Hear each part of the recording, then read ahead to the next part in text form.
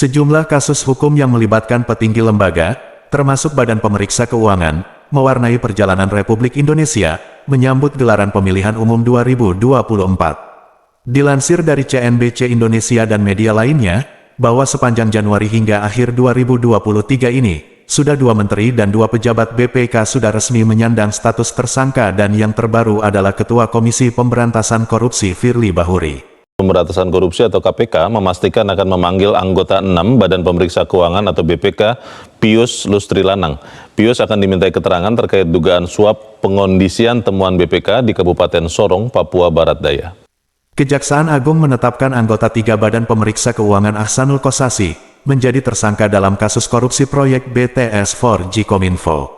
Dia diduga menerima suap 40 miliar rupiah untuk mengkondisikan hasil audit BPK terkait proyek tersebut. Kejagung telah menahan Ahsanul pada tanggal 3 November tahun 2023 kemarin.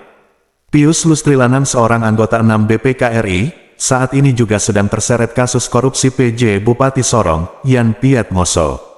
Dalam perkara itu, Yan Piet disangka menyuap auditor BPK untuk mengkondisikan hasil pemeriksaan keuangan Kabupaten Sorong. Di kasus tersebut, KPK telah melakukan penggeledahan dan penyitaan sejumlah barang bukti dari ruang kerja Pius.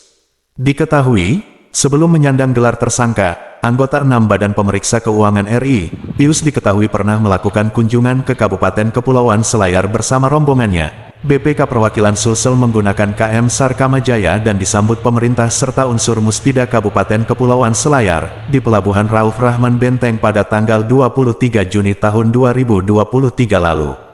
Apakah ada hubungannya dengan permintaan setoran setiap kabupaten kota di wilayah timur Indonesia, senilai 500 juta per kabupaten? Sebenarnya ada indikasi bahwa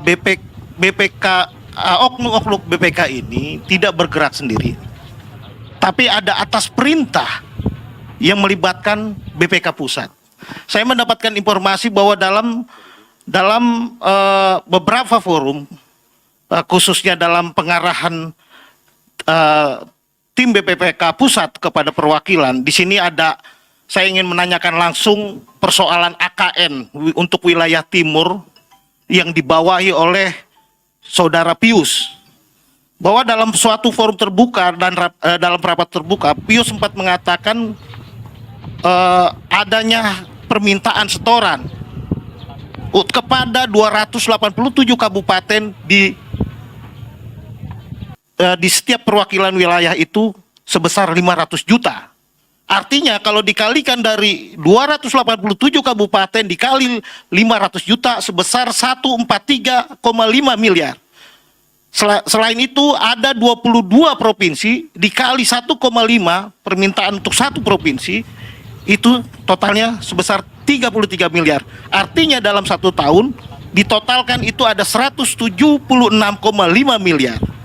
Dan pada hari Minggu, itu juga sudah digeledah dan disegel ruang dari anggota 6, Saudara Pius, dengan jumlah yang perbesar permintaan setoran itu larinya kemana? Apakah ada ke atasnya atau ke organisasinya?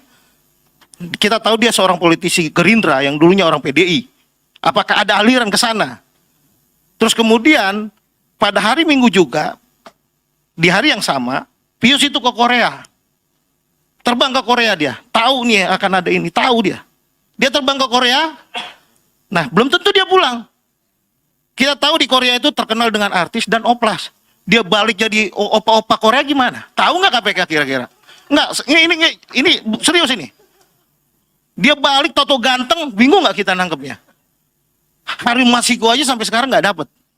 Gimana nanti Pius yang toto jadi Ding Yokyong yang siapalah itu yang artis-artis yang digila-gilain orang wanita-wanita itu. Ini bukan perkara yang ece-ece. Bagi saya ini dengan total yang saya hitung tadi bahwa Saudara Pius mengatakan itu dari informasi dari orang-orang oknum ini juga dia menyampaikan itu sambil minum whisky kok.